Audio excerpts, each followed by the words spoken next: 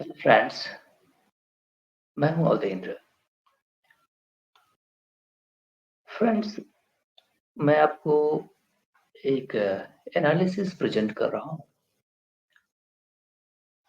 जिसमें mister M के नारायणन, ए farmer director, IB intelligence bureau, a former national security advisor, and former governor of West Bengal. इन्होंने एक article लिखा है the Hindu के अंदर। द हिंदू एक न्यूज़पेपर है,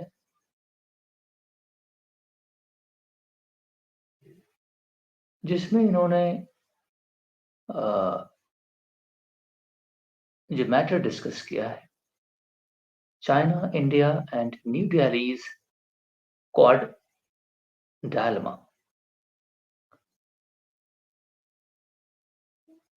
इन्होंने कुछ पॉइंट बताने की कोशिश की है, जिस पे मुझे बहुत ऑब्जेक्शन है, बहुत सख्त ऑब्जेक्शन है, स्ट्रांग। मे बी कि व्यूज हैं अपने-अपने, लेकिन ये ज़्यादातर कांग्रेसियों का व्यूज लगता है। ये कांग्रेस के पीरियड में आईबी थे और नेशनल सिक्योरिटी एडवाइजर थे, 2005 के करीब में। कुछ चीज़ें ठीक भी हैं, कांग्रेसियों की जो सोच है ना, मुझे वो प्रैक्टिकल नहीं लगती, प्रैक्टिकल नहीं है वो।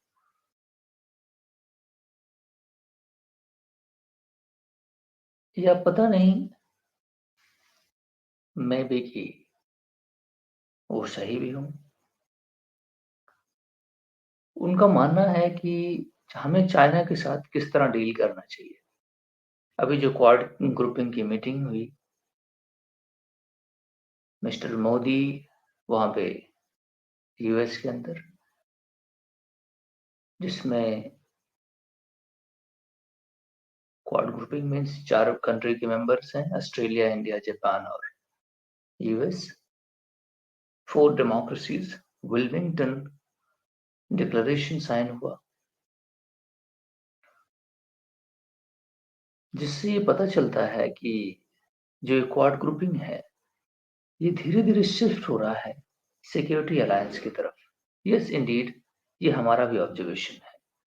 मिस्टर नारायणन भी इस बात को कहते हैं कि जो क्वाड ग्रुपिंग है, it is seemed to firm up what may be viewed as a security alliance to checkmate China. No doubt about that. China एक हमारे लिए चैलेंज है, नो डाउट अबाउट दैट।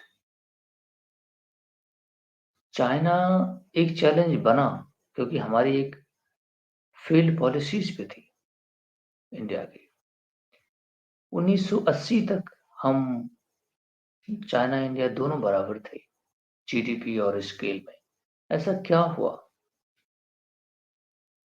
ऐसा क्या हुआ कि हमारा इकोनॉमिक डेवलपमेंट केवल 20% है कंपेयर टू चाइना। ये एक डिबेट करने की बात है। ऐसा क्या हुआ, हमने ऐसा क्या कर दिया?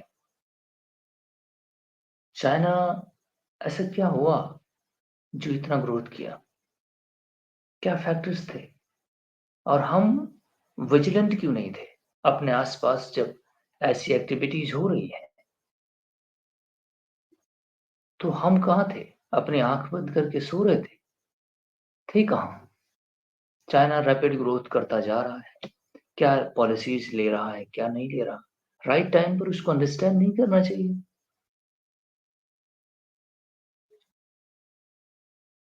ये चाइना फियर जो आज इंडिया के पास है,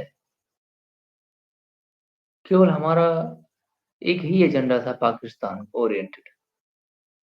हमने कभी भी चाइना को ढंग से ऑब्ज़र्व नहीं किया, देखा नहीं। शायद इन्फीरियॉरिटी कॉम्प्लेक्स हो। I am very much clear, fact हम बताना चाहते हैं। हो सकता है कि इन्फीरियॉरिटी कॉम्प्लेक्स हो, कि हम कॉम्पीट नहीं कर सकते। सिंस मिस्टर नेहरू 1949 अगर आप देखेंगे, तो इंडिया कंसिस्टेंटली अवॉइड करता गया। एक छोटी-सी वॉर हो गई 62 की, उसके बाद इंडिया पूरी तरह डिसएंगेज कर दिया रिलेशनशिप को। फिर 1985 में जाकर के करीब 20-30 सालों के बाद जाकर के फिर बातचीत शुरू हुई। इस दौरान चाइना क्या करता रहा, क्या नहीं करता रहा, क्या डेवलपमेंट हुई, नहीं हुई, ह्यूमन रिसोर्स किस तरह बना रहा है, उसकी एक्टिविटीज़ पर कभी ध्यान नहीं दिया गया। और हमारे माइंड में साइकी में नहीं है कि पड़ोसी क्या कर रहा है, इसकी पूरी जानकारी हो।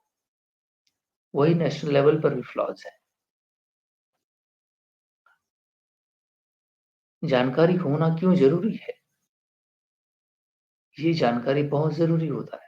आपके नेशंस के नेबर क्या कर रहे हैं, क्योंकि उन पे जो एक्टिविटीज़ होंगी वो डायरेक्ट इम्पैक्ट करेंगी आपको।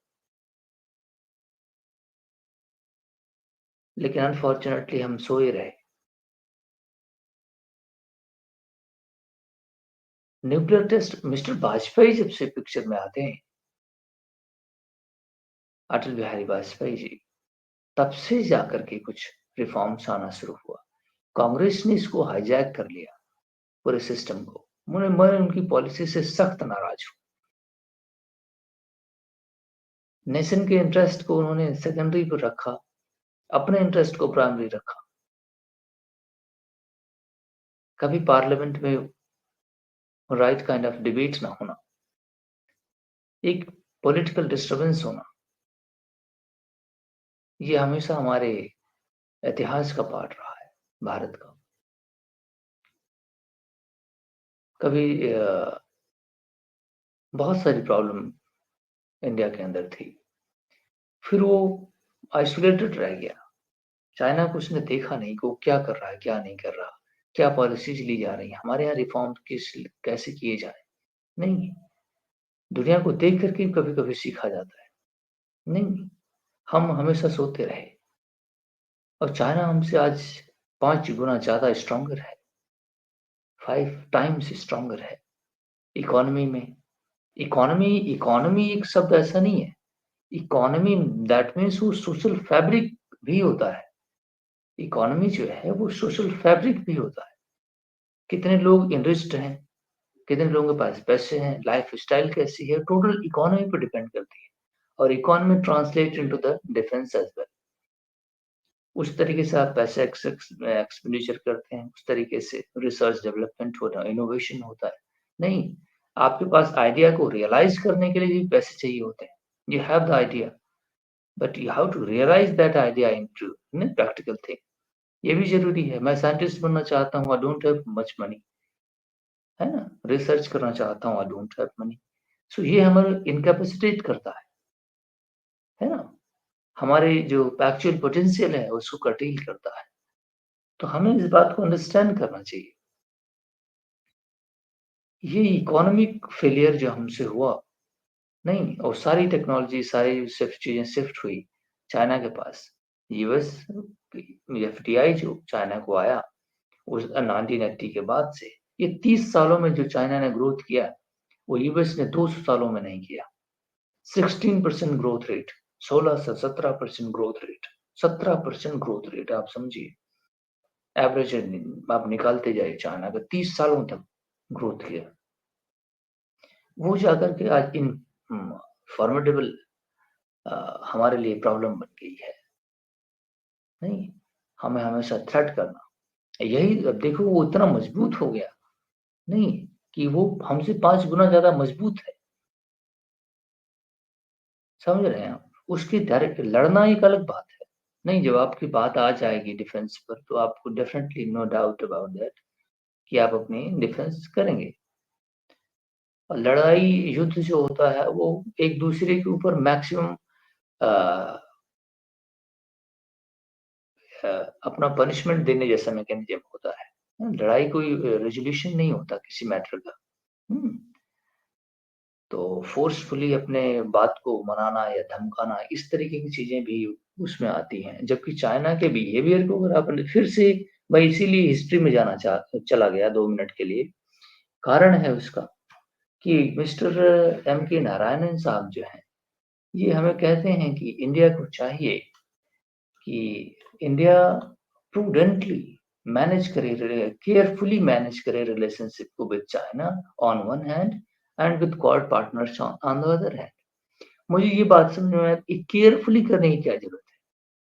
अब मुझे उनके रिएक्शंस को अंडरस्टैंड करने की क्या ज़रूरत है? चाइना के साथ अभी भी उम्मीद है भारत का रिलेशनशिप अच्छा होगा। चाइना भारत को किस तरह या भारत को ही नहीं किसी भी बॉर्डरिंग कंट्रीज़ को किस तरह ट्रीट करता है। फिर से हम गलती कर रहे हैं। चाइना के साथ आप कोऑपरेशन नहीं रख सकते। ये मैं फिर से अंडरलाइन करता हूँ। चाइना के साथ आप कोऑपरेशन नहीं रख सकते। चाइना पर आप ट्रस्ट नहीं कर सकते। वहाँ की अपनी लीडरशिप इतना ज़्यादा अग्रेसिव है कि जो पिछला प्रेसिडेंट था उसको मिस्टर शी जिनपिंग अभी आप वीडियो निकाल कर देखें तो उसको अपने मीटिंग से कांग्रेस की जो वहाँ मीटिंग होती है सीपीसी की, वहाँ से अपने बगल से उठवा दिया था शी जिनपिंग ने उसको, शी जिनताओ को। हुँ, जो फॉर्मर प्रेसिडेंट था, अपने बगल से उसको सिक्योरिटी बुलवा के उठवा दिया था, वीडियो आप देख सकते हैं। वो इतना एग्रेसिव बिहेवियर का आदमी है, कोई बदतमीज़ी बर्दाश्त नहीं करता। उसके जो अपने इंटरेस्ट हैं, वो उसके लिए किसी हद तक जाने के लिए तैयार है। इवन अगर वॉर भी लड़ना हुआ, लड़ लेगा वो। इतना एग्रेसिव बिहेवियर है। आप उससे कोई चीज़ कोऑपरेशन की उम्मीद नहीं कर सकते। अगर आपने वीकनेस उसमें शो की, तो आप पे और एग्रेसिव बिहेवियर रखेगा वो। समझ में आ रहा है आपको? तो मिस्टर नारायणन से हम उनकी चाइनीज़ फीलिंग के ऊपर हमें वो सारे काम करने चाहिए जिससे हमें अपने डिफेंस के लिए करना है। चाइना हमें कोई भी रियायत देने के लिए तैयार नहीं है, इवन किसी को भी नहीं है, क्योंकि उसके ब्लड में वो जहाँ से जन्म लिया है नहीं, जहाँ से वो जन्म लिया है, वहीं से ही उसकी आइडियोलॉजी में फ़ोर्स बसा हुआ है। मार्क्सिस्ट लेनिस्ट जो आइडियोलॉजी है, जिस आइडियोलॉजी पे अ, पाकिस्तान चाइनीज़ की कम्युनिस्ट पार्टी चल रही है, उसकी आइडियोलॉजी में फ़ोर्स है। जो हमारे लेफ्ट विंग एक्सट्रीमिज़्म है इंडिया के अंदर, वो कहता है, उसकी आइडियोलॉजी में है कि हम डेमोक्रेसी को बाय फ़ोर्स टॉपल कर देंगे और अपना शासन एस्टेब्लिश करेंगे कम्युनिस्ट आइडियोलॉजी। ये आइडियोलॉजी का मसला है। उसकी आइडियोलॉजी में से उसके ब्लड उसके खून में शामिल है, एग्रेसिव बिहेवियर रखना। वो कोऑपरेटिव नहीं है, उसको ढंग से हैंडल करने की ज़रूरत है। तो उसके साथ आप कोऑपरेशन सीख कर की कोशिश मत करें। उसको आप अपनी स्ट्रेंथ मजबूत करें और उससे फ़ोर्स टू फ़ोर्स जैसे जैसे डॉक्टर कलाम कहा करते थे, स्ट्रेंथ रिस्पेक्ट स्ट्रेंथ। इसलिए हमने न्यूक्लियर वेपन्स और मिसाइल सिस्टम लॉन्च किए। अदरवाइज़ मिस्टर नारायणन मुझे इनकी सोच पर शक हो रहा है। हुँ, लेकिन फिर ठीक है। लेकिन ये फ़ॉरेन अफ़ेयर्स कभी मैनेज इन्होंने नहीं किया। हुँ, एक इनको बहुत अच्छा मिला हुआ था, नेशनल सिक्योरिटी एडवाइज़र की पोस्ट। तो डेफ़िनेटली उस दौरान इन्होंने मैनेज किया होगा, लेकिन ये फ़ॉरेन अफ़ेयर्स, फ़ॉरेन मिनिस्ट्री में इन्होंने काम नहीं किया। नहीं है कि how to handle the political relationship. तो ये प्रॉब्लम है। और दूसरी चीज़ है गैलवान में इंसिडेंट इन्होंने पूरा डिटेल में कहा है, लेकिन इन्होंने ज़्यादातर फ़ोकस किया है कि हमें चाइना को केयरफुली हैंडल करना चाहिए और केयरफुल मूव करना चाहिए। लेकिन मैं मिस्टर मोदी की पॉलिसी से 100% एग्री करता हूँ। मिस्टर मोदी अब इस बात को अ, नहीं कर रहे, ये कोऑपरेशन सीक नहीं कर रहे, नहीं। स्ट्रेंथ रिस्पेक्ट स्ट्रेंथ की पॉलिसी पर वो आ चुके हैं और उसमें धीरे-धीरे वो अभी क्वाड ने डिक्लेयर नहीं किया कि हम क्यों सिक्योरिटी ग्रुप नहीं है, इसको अभी डिक्लेयर नहीं किया। रीज़न है, उसको डिक्लेयर करने की अभी ज़रूरत नहीं है। अभी ये क्वाड ग्रुपिंग धीरे-धीरे स्ट्रेंथ हो रही है, स्ट्रेंथन हो रही है। ट्रस्ट डेवलप किया जा रहा है। और कोई चीज़ परमानेंट करने के लिए ज़रूरी है कि उसमें ट्रस्ट हो। अब यूएस, ऑस्ट्रेलिया और जापान ये तीनों तो एक ग्रुप के मेंबर हैं, क्योंकि इंडिया ही इसमें ऑड ग्रुप है ना? तो इंडिया को इसमें भी इन तीनों मेंबर पर ट्रस्ट डेवलप करना टाइम लगेगा, क्योंकि कभी भी हमारा रिलेशनशिप जो है, इन कंट्रीज़ के साथ वो ट्रस्टवर्दी नहीं रहा है। जो तीनों हमारे क्वाड पार्टनर्स हैं, तो इनके बिहेवियर को भी हमें देखना है। और दूसरी चीज़ है कि अगर हम अभी लॉन्च कर दें कि क्वाड ग्रुपिंग एक सिक्योरिटी अलायंस है, तो जो यहाँ पे एशियन साउथ ईस्ट एशिया है, इन कंट्रीज़ के बीच इन कंट्रीज़ की थिंकिंग में रेस्टलेसनेस आ जाएगी, है ना? और वो समझेंगे कि यहाँ पे कुछ डिफरेंट चीज़ होने वाली है। तो क्वाड के बिहेवियर को भी उनको समझने का एक मौका मिल रहा है धीरे-धीरे, और भारत अपना ट्रस्ट भी एस्टेब्लिश कर ले रहा है धीरे-धीरे, है ना? ये 2 फैक्टर्स, क्योंकि यहाँ पे एशियान नेशंस, और तब तक तीसरा कंपोनेंट ये नज़र आता है कि अभी वियतनाम को उसने धमका दिया चाइना ने, साउथ चाइना सी में। फिलीपींस को उसने डरा-धमका दिया, नहीं रोज़ मारने दौड़ता है चाइना फिलीपींस को। और इस पूरे साउथ चाइना रीजन को वो अपना कहता है, मूवमेंट पर उसको ऑब्जेक्शन करता है। रिसोर्सेस जो वहाँ पे हैं, जो उस पे उसको निकालने में ऑब्जेक्शन करता है। मछली मारने जाते हैं वियतनामीज़, तो उनको मार के मछली भी छीन लेता है। अभी 4 दिन पहले की न्यूज़ है। वो मछली मारने गया था उधर समुद्र में, नाव लेकर के, तो उसको मार के छीन लिया। है ना? मछली भी छीन लिया और ट्रॉलर जिससे वो मछली निकालते हैं, वो भी, है ना? ले लिया। तो उस पे भी उन लोगों का बातचीत चल रही है कि ऐसा क्यों किया, क्यों नहीं किया। तो धीरे-धीरे इन कंट्रीज़ में एक फीलिंग आएगी एंटी चाइना, नहीं है? कि उनका बिहेवियर बदलेगा। फिर वो नीड ये समझेंगे कि यहाँ पे कोई एक सिक्योरिटी हमें चाहिए। अदरवाइज़ अभी हम पहले ही ऑफ़र कर दें क्वाड ग्रुपिंग की सिक्योरिटी इन लोगों को, तो इन लोगों का बिहेवियर हो सकता है कि पोलराइज़्ड हो जाए। हुँ? हो सकता है कि कुछ मेंबर्स जो हैं, हम क्वाड सेंट्रैलिटी की बात तो करते हैं, नहीं, इंडिया हमेशा क्वाड सेंट्रैलिटी की बात करता है कि सभी 10 जो कंट्रीज़ हैं वो एक नहीं कलेक्टिव सिस्टम की तरह बिहेव करें। क्योंकि अगर इसमें फ्रेजाइलिटी आएगी, एक दूसरा क्वाड को जॉइन करेगा, तीसरा यूएस को, चौथा चाइना को जॉइन करेगा, तो इसमें जो इसकी स्ट्रेंथ है ना इस रीजन की, वो कॉम्प्रोमाइज़ हो जाएगी। चाइना का बहुत तगड़ा इन्फ्लुएंस है कंबोडिया में और लाओस में, है ना? तो ये भी ध्यान रखने की बात है, और इन लोगों की टोटल इकोनॉमी जो डिपेंड करती है, वो एशियन नेशंस की, वो चाइना पे डिपेंड करती है। तो ये बहुत केयरफुल हैं चाइना को लेकर के, इनका सिक्योरिटी कंसर्न अगर एड्रेस कर दिएगा चाइना, तो ये लोग वॉर के या किसी भी तरफ टिल्ट होने की कोशिश नहीं करेंगे। क्योंकि ये चाइनीज़ रात जो है उसे टॉलरेट नहीं कर पाएँगे। तो ये इनके लिए केयरफुल मूवमेंट ज़रूरी है। लेकिन अभी से धीरे-धीरे अ, ट्रस्ट डेवलप करना, इन कंट्रीज़ का अपने साथ ले आना, इनको हमारी नीड है कि एहसास हो, नहीं कि डिफेंस चाहिए। अब देखो ब्रह्मोस मिसाइल इनको चाहिए, फिलीपींस ले गया, है ना?